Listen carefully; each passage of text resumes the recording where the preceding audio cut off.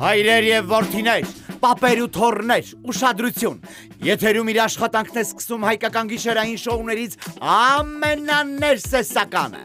Ներս արի, այո, տղաջան, ներս արի ու կիմանաս թե ինչ է լինում, երբ հայրերն ու որդիները սկսում են բանակցել, երբ հայրը զրկում է որդուն ժառանգությունից, երբ որդին տխրում է հոր խրատներից։ Այս գիշեր կբացվեն ընտանեկան դասագրքի ամենաառեղծվածային էջերը։ Ներսում կլինի մի մարդ, ով հայտնի հայրիկի արդեն հայտնի որդին է, Ալեքսանդր Արզումանյան։ Իսկ հիմա դիմավորեք Ներսես Արտավազդի Ավետիսյան, ներս արի, Արտոյի որդի Ներսես։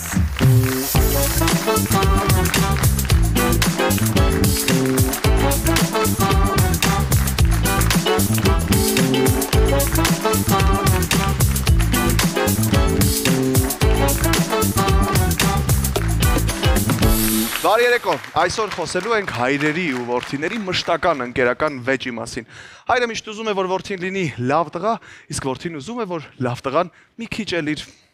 պատկերացրած ձևով լինի։ Գալիս է նշանավոր պահ, երբ հայրն ասում է տղաջան, գոնե գիրք կարդա, իսկ տղաջանը պապեն կինոն կա, նայել եմ նույն գրքով արված, ամեն ինչ նույնն է։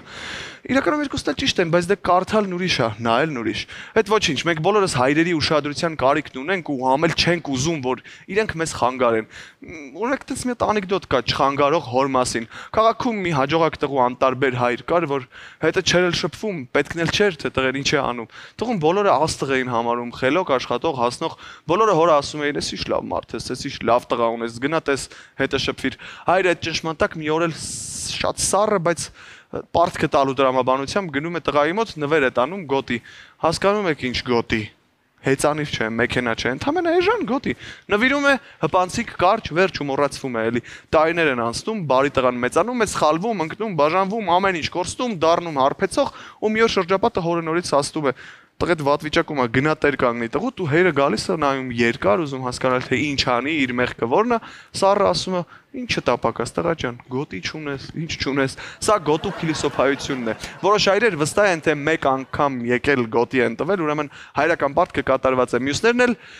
իմ հոր Արտոյի պես ամեն օր, ամեն վայրկյան մեր 3 աղբերների թիկունքն է, խորհրդատուն ու ընկերը։ Ասածս ինչ է, կյանքը ուսումնարան չէ, որ գնահատականով ավարտես։ Հայրությունն առօրյա ծանր աշխատանք է։ Պապ ջան, պրիվետ, հայկական հեռուստայի եթերից։ Այսօր ես ներսում հայտարարում եմ հայրերի օր։ Զանգեք, շնորհավոր եք հայրերին ու ձեր կողմից լավ բաներ ասեք նրանց։ Շնորհավոր հայրերի օրը։ Իսկ հիմա ժամանակն է ողջունելու Rutland and Friends բենդի երաժիշտներին։ Տղեկ, բարի երեկո, շնորհակալ եմ, որ կրկին ներսում եք։ Հուսամ լավ եք։ Տրամադրությունը Ինչերով հրաշալի։ Ուրեմն ինչ որ sense հայրական մի երգով կխնդրեի այսօրից ուղեկցեիք դեպի Վիենդեմ բար։ Օրինակ հայր մի կտրիր քո ծառը տնկած, չէ՞ լավ, ինչ կուզեք դուք երգեք այդ իմ կողմից ձեր գնացիք։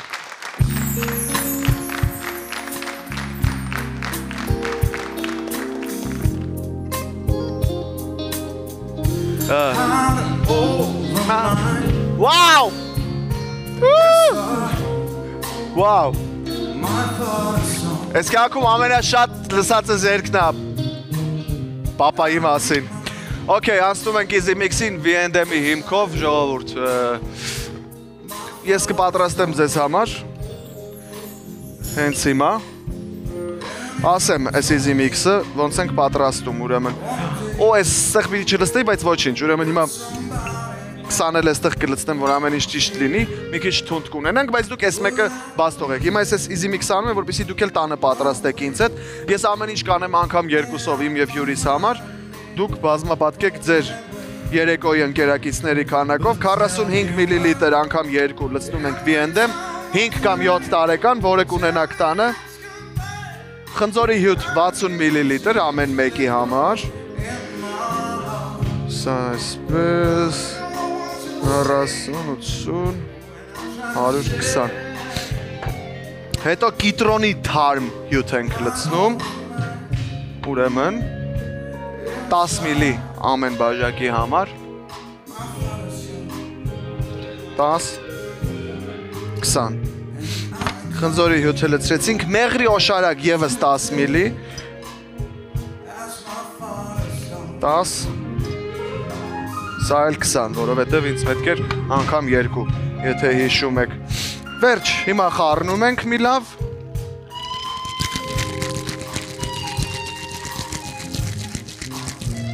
Ուսամ դա ստացվեց։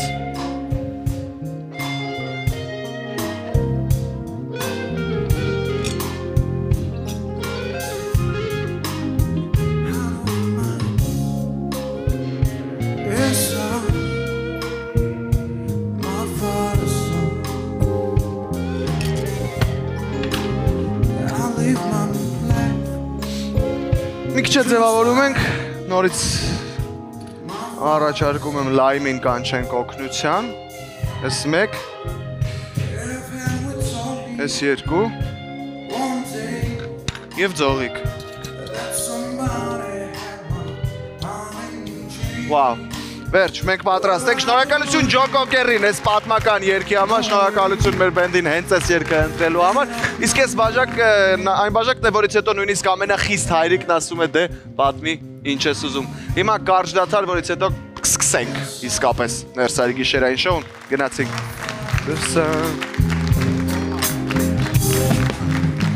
But tell me why every time I try to tell you it's goodbye I can't seem to let go in my heart. No one's space what I'm trying to say. Out of my mind. Yes sir. Դաթարից հետո մեր հյուրն է երիտասարդ, բայց արդեն բեմ տեսած Ալեքսանդր Արզումանյանը։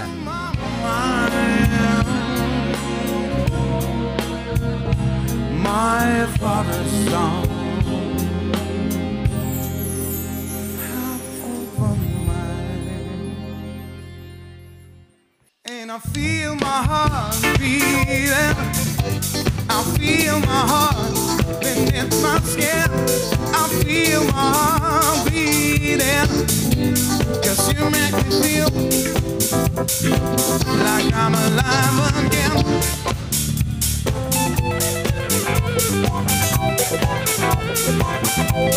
Alive again.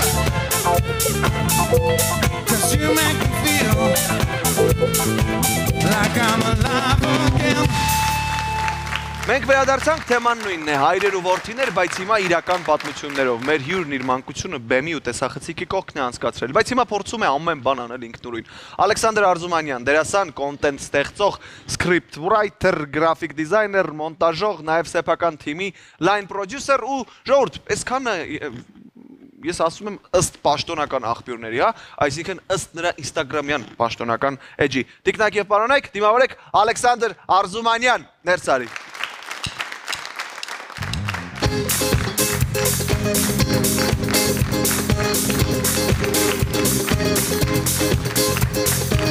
can't send the people out to me. Don't want any more jealousy. They pretend to be my friend. They said this forever. All they said to give their hand. They didn't bring your card. You wanna put me down. You let me hit the ground. Can I see? Can I see? Can I see? Can I see? Բարի երեկո, բարի գալուց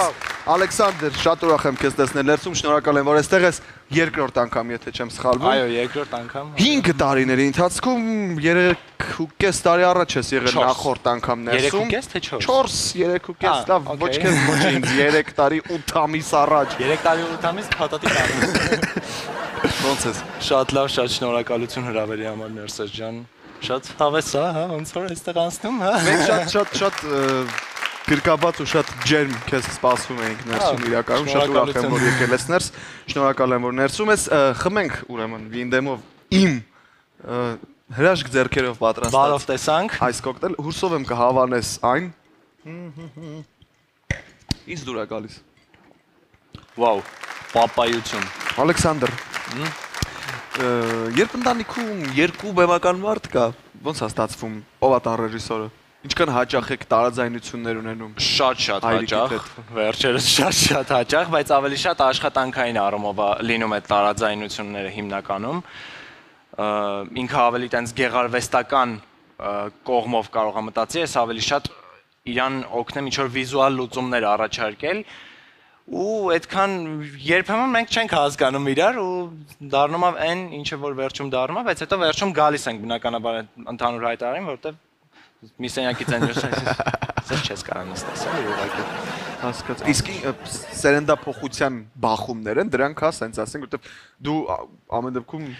Gen Z կամ գուցե Alpha սերնդի կարող ենք հա արտիստ ես։ այդպես էլ դիտարկել իրավիճակը, որովհետև երբեմն օրինակ հայրիկի նախագծերում որ տենց աշխատում ենք, ավելի շատ ես իրան իր նախագծերում ես աշխատում եմ մոնտաժային, գրաֆիկական ինչ-որ տենց մասով ու ինչ-որ promotion-ի հետ կապված ինչ-որ բաներ եթե առաջարկեմ, օրինակ soundtrack-ը պետք է post-վի բան ու դե անում են օրինակ տարբեր երկրներում ինչ որ դա շատ նորմալ երևույթ է երբեմն լինում է որ ասում է չէ ուղակի չէ չի համապատասխանում չի համապատասխանում հասկացա իսկ դու մտածում ես այդ բանը արա դե ինչ չեն հասկանում ախր չեն ճոգում ես ասում եմ սա է ճիշտ է սա բայց տենց է անում կոմպի մոնիտորը արդեն ջարդում է իսկ ոնց սկսվեց կոմոդ այդ հետաքրքրությունը դեպի մոնտաժ ավելի տեխնիկական աշխարհ ստեղծագործական բայց որը շատ ուղիղ կապ ունի ամեն դեպքում տեխնիկայի մոնտաժը ինքը տենց 9-10 տարեկանից է եղել, երբ որ iPad-ից վրա ես ներբեռնեցի iMovie, որով որ տենց ինչ որ ֆիլմեր էինք մենք նկարում դասարանով մոնտաժում ու մի ֆիլմն էլ մենք որոշել էինք մեր մայրենի գրքի ստեղծագործություններից մեկը վերցնել, էկրանավորել սև սպիտակ ու նույնիսկ պրեմիերայել ենք արել մեր հանդեսից անմիջապես հետո գնացինք ինֆորմատիկայի կաբինետում պրեմիերա արեցինք ու բավականին լավ արձագանքի արժանացանք ու հետո մի քիչ ավելի որ անցավ որոշեցի արդեն ծրագրային են ավելի լուրջ ծրագրերը Adobe Premiere, After Effects դրանք էլ ուսումնասիրել ու մինչև այսօր ես ուսումնասիրում եմ դրանք շատ լավ է Իրական շատ հավեսային կա շատ հավեսային կա այդ պրոցեսը իրականում ինքը ինչքան էլ որ ներվային պրոցես է ու բայց դու տենց ես օրինակ անջատած է կոմոդ որ ինձ թվում է օրինակ մոնտաժնիկները հա սենց ասած մարդիկ անջատած մարդիկ են որովհետև օրինակ ես ցիվիլիզացիայից կստանամ 30 րոպե անց իրականում չէ իմ մոտ այսպես է ինչքան էլ որ ինքը ներվային պրոցես է ու տենց կարող է լինեն ինչ որ օրեր որ Ես շատ սիրում եմ բոլոր մոնտաժնիկներին ես անչափ շնորհակալ եմ որ դուք կացին ուսուցիչներին ողջունում եմ ես բայց ամեն դեպքում ես կարծում եմ որ դուք անջատած եք մի քիչ որովհետև այդ կանը նայելը ու չներվայնանալը կարծում եմ շատ բարդ է կարող են լինել ինչ որ օրեր որ անքուն գիշերներով դու անցկացնես բայց հետո որ դու տեսնում ես այդ արդյունքը թե ինչ է ստացվել ասում ես ջան վաու շատ լավ է Գանք էլի մի քիչ կենցաղային հարցեր եմ դեռ տալիս, բայց կանցնենք այս թեմայից նաև։ Օրինակ, հետաքրքիր է, եթե տանը ունենում եք ինչ-որ քննարկում, մոնտաժի հետ կապված կամ ինչ-որ եթե տանը ունենում ես մոնտաժ հարսանիքի, չէ, եթե տանը ապա եթե ինչ-որ տարաձայնություններ եք ունենում, ինչ տարբերակներ ես դու ընտրում այդ պահին հարցը լուծելու համար, որ չգիտեմ, papan միշտ ճիշտ է, մինչև ես կասեմ իմ տարբերակը, նաև մենք չենք հասկանում ով է իրականում ճիշտ, էլի մենք ձայնագրում ես մենք ուղակի իրար բան ենք անում, մենք ուղակի իրար վրա գորգռում ենք տանը, մինչև հանգստանանք, մինչև մաման գասի հացը պատրաստ է, եկեք բան։ Նստում ենք արդեն են որ չգիտեմ, գարչից համ բերել է բանը, արդեն սկսում է կարգավորվել։ Տնից գնանք նկարման հրապարակ, Ալեքսանդր, երբ հորդ հետ նկարման ես, ոնց ես կարողանում պահպանել քո դիրքը, որտեղ վստահ եմ շատ դժվար է ազատվել նաև այդ պիտակից, հա, Արզումանյանի տղեն, Մակոյի տղենա, այդ ամեն ինչից վստահ եմ արդեն սկսել ես այդ ճանապարհը, այդ տարիքում ես, ուր ես հասել, ինչ խմորումներ ունես այստեղ։ Դե կամած այն ճանապարհին եմ, որ արդեն անկախ մարդ եմ ես որպես ձևավորվում, մկոյի տղա այն շատ քիչ դեպքերում կարող է լինի, ինչքան էլ որ օրինակ նկարահանման հրապարակում ես մկոյի տղա լինեմ ու մկոյի հետ ես նկարահանվեմ, շատ sense տարբեր ենք մենք մեզ դրսևորում, էլի այդ բայ դրությամբ, օրինակ, չգիտեմ,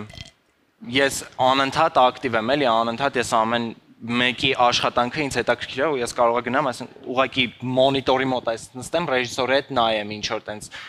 նոր մտքերով կիսվեմ ու պապան մեկ-մեկ որ ասենք նկարահանման հրապարակում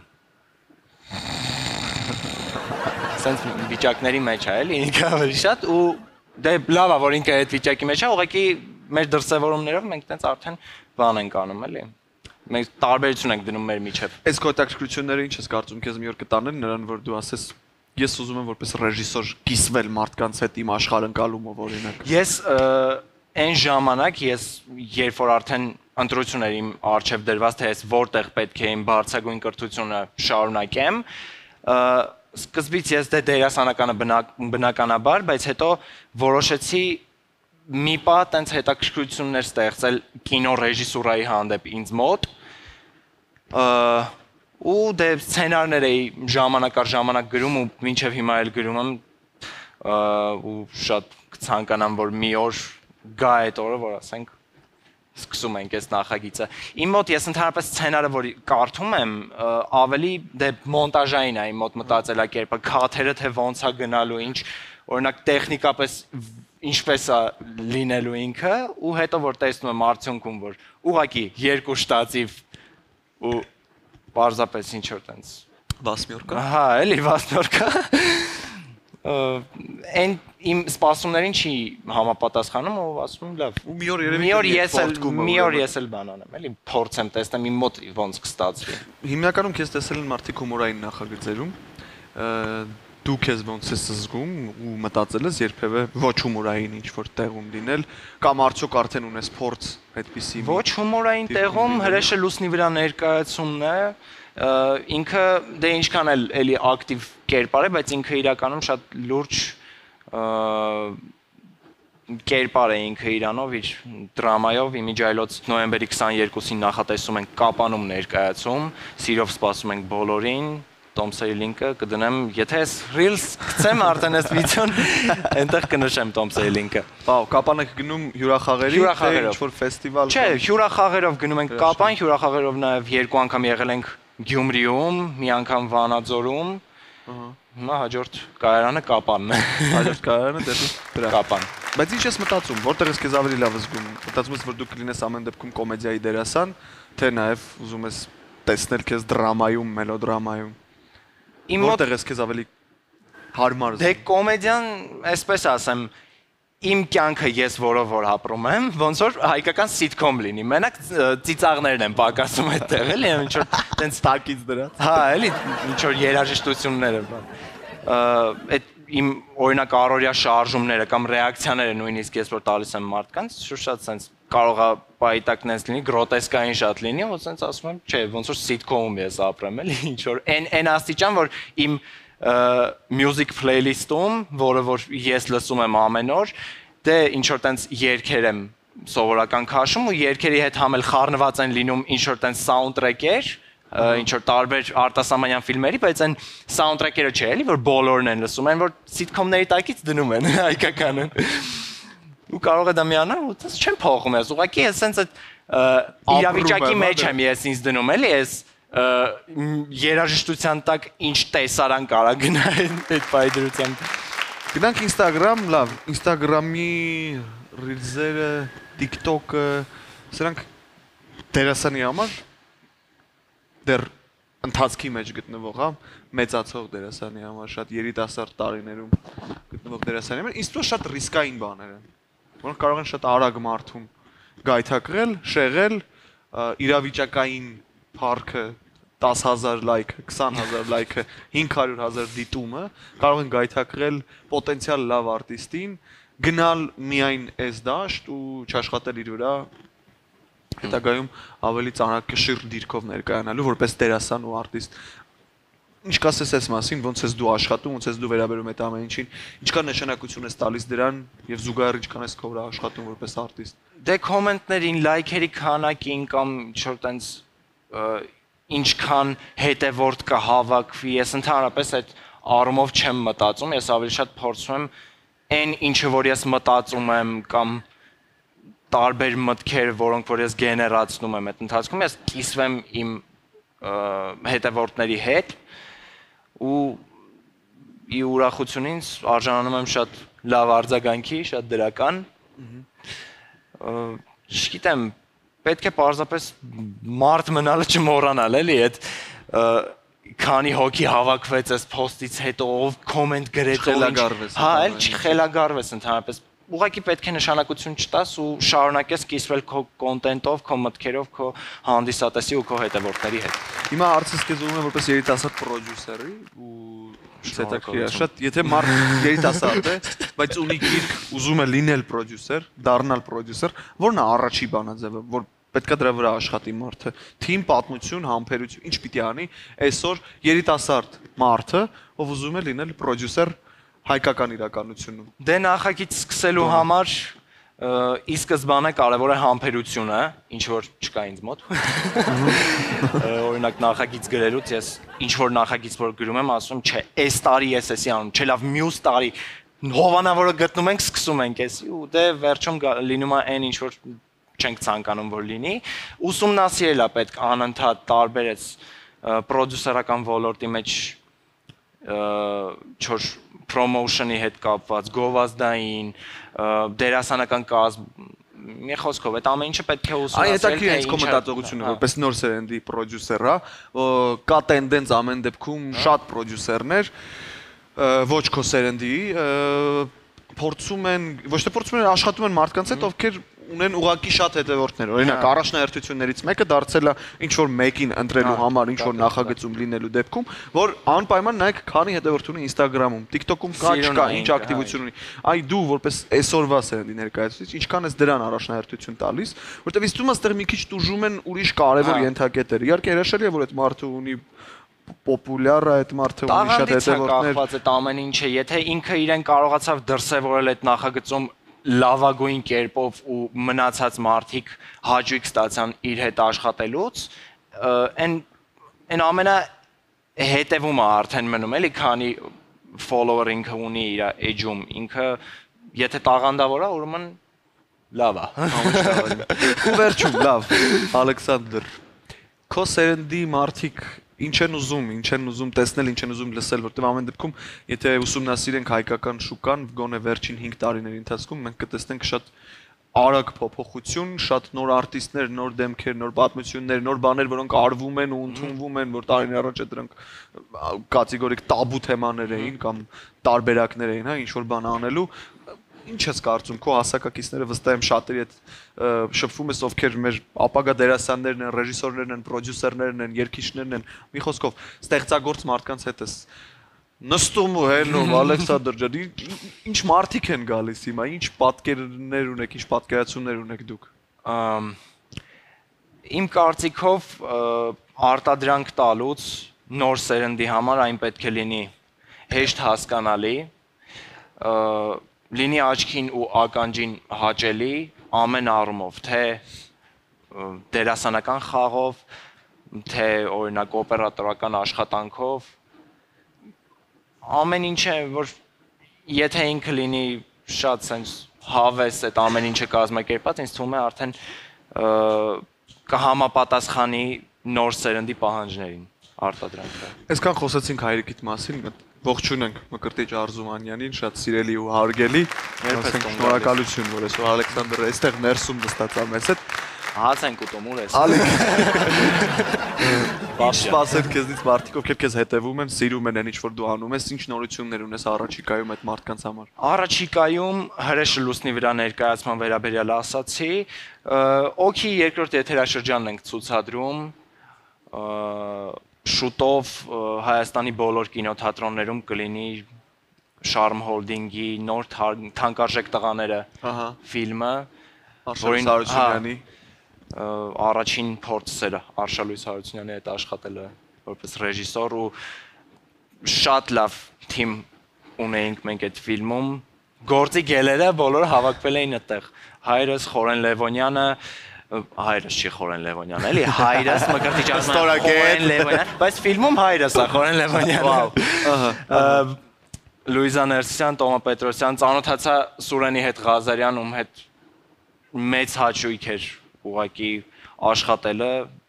շատ լավ կերպար, Սուրջան, ոնց է սապեր։ Շատ լավ ֆիլմ է ստացվել, շատ լավ դերասանական կազմով, սցենարով, մոնտաժով, երաժշտությամբ, ամեն ինչով ինքը շատ լավն է այս ֆիլմը լինելու, դա վստահեցնում եմ ես։ Ոնց էր դուք ես զգում կինոհրապարակում։ Շատ լավ։ Դե առաջին անգամը չի, որ կինոհրապարակում եմ լինում, բայց սա առաջին մեծ աշխատանքն էր որպես գլխավոր կերպար։ Դե էլի տենց լինում են մեկ-մեկ տարաձայնություններ, ինչ որ տենց տարբեր մտքերով որ կիսվում ես տարբեր դերասանների, ռեժիսորի, չոր էլի ուրիշ մարդկանց հետ։ Ընդհանրապես շատ լավ է անցել այս ֆիլմը, ու հետո այս ֆիլմից հետո եղավ շատ մի հատ այսպիսի բան, որ ես չէի սպասում, ֆիլմի վերջին նկարահանման օրը փոխվեց իմ մազերի դիրքը, մազերի ձևը փոխվեց, դե արդեն էլ չմանրամասնեմ ինչ է, ֆիլմում արդեն կտեսնեք ինչի մասին է խոսքը։ Ինչ է տեղի ունեցել, հա։ Հա, ինչ է։ Լավ, ու ամենավերջում Ալիկ ուզում եմ որ դու ասես ես քեզ այստեղ ներս հրավիրելուց առաջ ներկայացրեցի դերասան, ռեժիսոր, սցենարիստ, պրոդյուսեր, կաֆելշի, լիքը բաներ, այո։ Ուզում եմ իմանալ այս ամեն ինչից որտեղ ես դու քեզ ամենալավը զգում։ Ամենա երջանիկը երբ ես դու, որն անելիս։ Դե հիմա քանի որ ուսումնասիրում եմ պրոդյուսերական ոլորտը, ինձ թվում է ամենահավես ու այն ամենաշատ ոնց ասեմ, շատ լավ պրոցեսով այդ աշխատանքները ինձ թվում է լինում է պրոդյուսերների մոտ, մինչև այն պահը, երբ որ աշխատավարձ են տալիս։ Մինչև փողը տալու պահը։ Մինչև փողը տալու պահը, բայց պրոդյուսերական ես որ մտածեցի, հասկացա, որ պրոդյուսեր եթե եղար դու նախագծի, ամեն ինչ կարող ես անել, թե լինել դերասան, սցենարիստ, ինչ ուզես կարող ես անել։ Ամբողջությամբ կարող ես մասնակից լինել, հա։ Հիմա պրոդյուսերական բաժնում եմ սովորում Երևանի թատրոնի կինոյի պետական ինստիտուտի արվեստի կառավարում, Արտաշես Բաբայանի կուրսում ու շատ լավ դասեր ենք ունենում, պարոն Բաբայան ջան, Սերդեչնի պրիվետ։ Պարոն Բաբայանին, պարոն Ղուկասյանին, պարոն Ղուկասյանին։ Վերջերս իմիջիալոց աշխատում էինք Հայֆեստ փառատոնում կազմակերպչական թիմի մեջ։ Իսկույն հրաշալի պրակտիկա է, չէ՞։ Շատ լավ պրակտիկա ենք ունեցել, Ետնաբեմում աշխատանքը արդեն ավելի մոտիկից ծանոթացանք այդ ամեն ինչին, դերասանակ դզատ արդեն մի քիչ ուրիշ աշխատանքներ էլ մենք տարանք ու շատ լավ պրակտիկա ունեցանք։ Շատ շնորհակալություն կազմակերպիչներին։ Հրաշալի, Ալեքսանդր, շնորհակալ եմ որ եկար ներս, շնորհակալ եմ որ պատմեցին մեզ քո հետաքրքիր պատմությունները։ Քեզ մաղթում եմ հաջողություն, սպասում եմ նոր հետաքրքիր նորությունների ու դե ձեր մեծ ֆիլմին, մեծ էկրանում բնականաբար հաջողություն եմ մաղթում, ողջունում եմ ամբողջ ստեղծագործական թիմին, իմ սիրելի մարդիկ ու ընկերներն են այդտեղ աշխատել, բայց մենք քեզ դեռ բաց չենք թողնում այսքանը, որտեղ ունենք խաղը քեզ համար, բայց խաղի մասին կիմանաս կարճ դադարից հետո։ Դադար։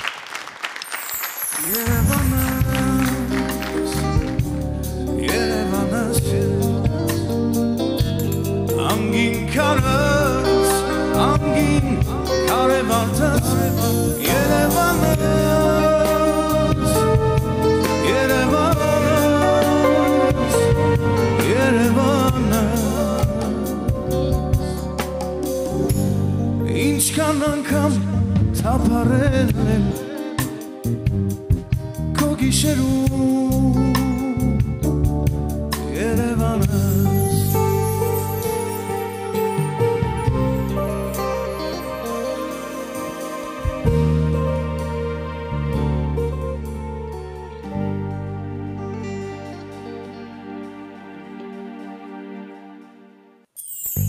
Yarari yari Yarari yari Yarari yari Será chamaria Yarari ari Yarari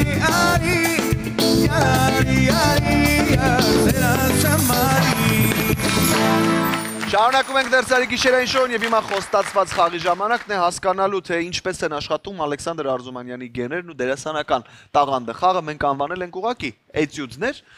Ես քեզ ցույց կտամ լուսանկարներ, Ալեք, որը դու տեսնելուց հետո պիտի պոնտոմիմայի միջոցով առանց խոսքի փորձես բացատրել մեզ թե ինչ է քեզ այդ տեղի ունենում ու ես նաեւ կարդալու եմ փոքրիկ հուշումներ թե ինչի մասին է տվյալ պատկերը եւ ինչպիսի էտյուդ դու մեզ պիտի ցույց տաս, այսինքն ոչ թե մենք պիտի կռահենք քո էտյուդից հետո մենք ի սկզբանե գիտենք դու ինչ ես ցույց տալիս։ Ուղղակի պիտի տեսնենք թե դա ոնց ես դու անում։ Եվ այս ընթացքում Ռուսլայնը մեզ կտա կարճ, փոքրիկ, կարծում եմ երաժշտական ուղեկցություն ավելի հետաքրքիր դարձնելու համար։ Առաջին էտյուդի համար մեզ պետք է մի քիչ ինտրիգային, քիչ զարգացող վտանգ երաժշտություն։ Հա, մոտավորապես, որպեսզի հասկանանք ինչ է։ Եվ այսպես առաջին լուսանկարն եմ ցույց տալիս։ Ալիկ, դու թեյնիկ ես։ Թեյնիկը դանդաղ եռում է ու երկար ոչ ոք քեզ բանի տեղ չի դնում։ Դու կամաց հասկանում ես, որ կպայթես։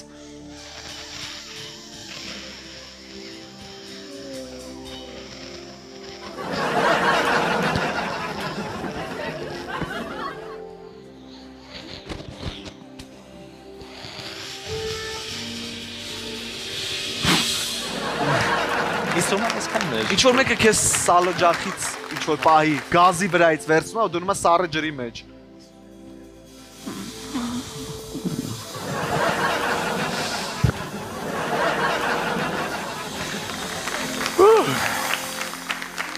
Հետո մովացար, անցնում ենք երկրորդին։ Ես եղավ, հա։ Հա, ինձ թվում է, սա եղավ։ Մենք անցնում ենք շանը հիմա, ցույց տամ պատկերը, Սեն Բեռնար շունը մեծ, հոգնած ու կարոտած աչքերով, դու այս շունն ես,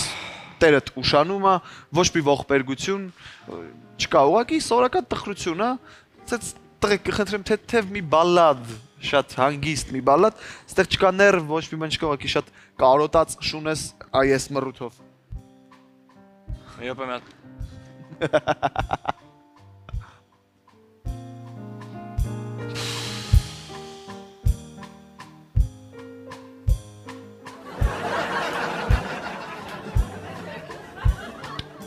Հիմա ասեմ վերջաբանը էտյուդի, դու դուրը բացվում է ուղակի ու դու չես վազում։ Միայն պոչդ ես շարժում, հետո մի փոքր ուշացած ուրախանում ես։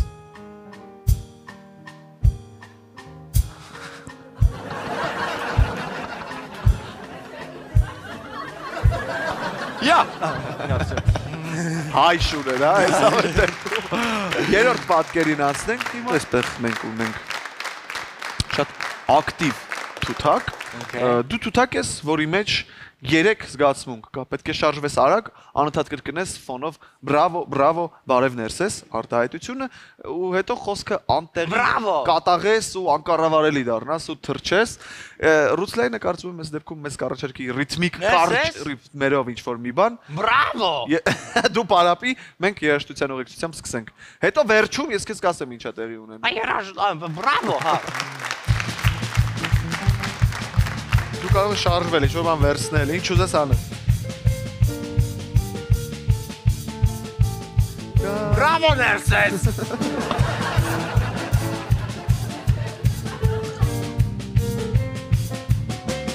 Բրավո ներսես։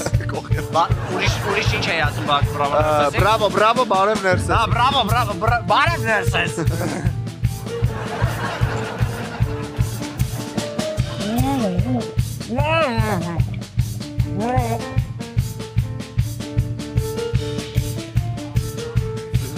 Բրավո։ Ներսես։ Ու վերջում ասեմ, որ դու տեսնում ես հայլի ու սարսափում ես քո պատկերից ու ուշքդ գնում է։ Այս ամեն ինչի վերջում։ Բրավո ներսես, յադելա։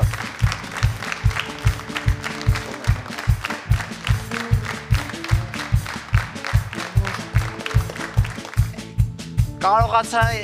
ինձ թվում է թե չէ, այդ թողացի արդեն հեռուստադիտողը։ Չէ, լավն էր, բրավո։ Բրավո, բրավո։ Բացանք հաջորդին եւ այսպես կոտրված Անձրևանոց, որին քշում է քամին։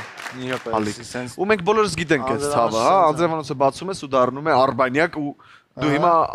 հասկանում ես, որ դու Անձրևանոցն ես, ոչ թե Անձրևանոցը պահողը։ Հա, ես այսինքն Անձրևանոցն եմ, այսինքն ես սենց բացվեցի Հա, դու անձնավորապես ես քամին քեզ քշում է, փորձում ես պայքարել, քամին քեզ ավելի ուժեղ է քշում, ու այս ընթացքում Ռուսլայն Վահեկ խնդրեմ մի քիչ sense միստիկ, թեկուզ հենց վոկալիզով sense դու խնդրում եմ նա շատ դրամատիկ ակորդ ուղակի, ոչ մի բան, sense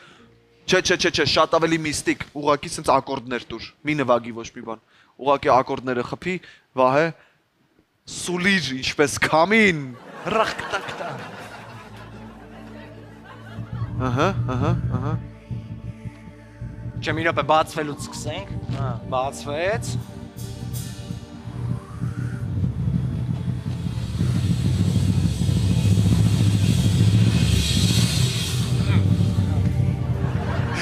Գնու ատուն։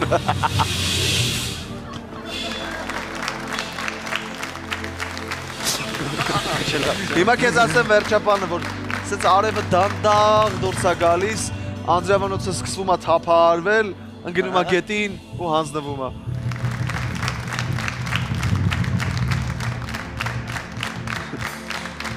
Այս երկու մասը չէր աշխատում, որ ջարդվում է մեջի երկացները ու իրենք սենց մնում են թևերը, հետ, չէ։ Անցանք հաջորդին, շնորհակալություն։ Էլի ունենք։ Մայստրո։ Եվ վերջինը,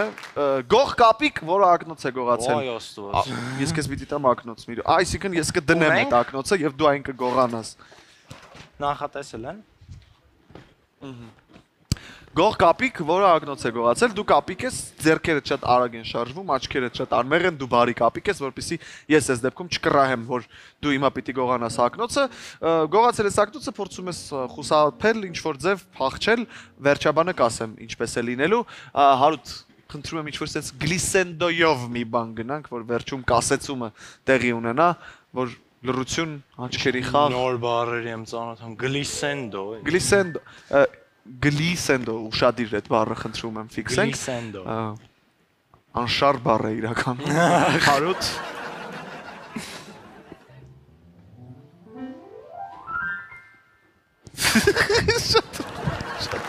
Վերջաբանը։ Այսքան արագ ուզում վերջաբանին։ Փախավ ինքը, հետո վերջաբան։ Չէ, դու կարող ես դիվանների։ Այս բան արեցի, հետո Չես տեսել որ պոչից Չէ, ես դու կապիկների վիդեո չես նայում։ Ես ծանր մանկություն եմ ունեցել, այս կապիկ չեմ տեսել երբեք։ Okay, ասեմ քեզ վերջաբանը, որ դու ուղակի տիրոջ հետ սելֆի ես անում, բայց վերջին վարքյանին նորից փախցնում ես ինչ-որ բան, օրինակ թեկուզելի ակնոցը, ու ծիծաղելով։ Բայց սելֆին ինչով անենք, ես երևի քիչ նախնադարյան սելֆի հեռախոսա պետք։ Կապիկոց է սա էլի, ավելի կապիկոց հեռախոս։ Դե բեր դրան։ Այն նախնադարյան ինչը, բայց չի հասնի, չէ՞, ինձ թվում է։ Կուզես իմ հեռախոսը տամ։ Չէ, սենց լավ է, Սենց լավ է։ Okay։ Այսինքն ակնոցը։ Չէ, մեջքով ես դու սելֆիին կանգնած հիմա։ Սենց լավ հիմա վերցրու։ Ուզում եմ մեր տեսախցիկներին դեմքով լինել։ Հիմա հեռախոսն եմ ես գողանում, հա։ Չէ, ինչ որ բան էլի իմ հետ կապված։ Այսքան է ներսում Ալեքսանդր Արզումանյանն էր եւ էտյուդը հենց սրանով է հետաքրքիր պատմություն առանց բացատրության, հումոր առանց բարդ խնդիրների։ Տանը խնդրում եմ չկրկնեք։ Հայր լինելը գոտի չէ, որ մեկ անգամ պետք է կապես։ Ամեն օր է դա կապում, իսկ որդի լինելը հակադարձ փաստարկ չէ։ Ամեն օր պետք է սովորել։ Շնորհակալություն եւս մեկ անգամ Ալեքսանդր Արզումանյանին։ Այսքանով մենք ավարտում ենք Ներսարի գիշերային շոուն։ Շնորհակալություն բոլորին, ովքեր մեզ հետ էին, мնացեք բարով, կհանդիպենք շատ шутով։ Բարի гիշեր։ Ближе вполне, самая лучшая на земле. Разве не ты, разве не я, самая лучшая? Разве не ты, разве не я, самая лучшая? Разве не ты, разве не я, самая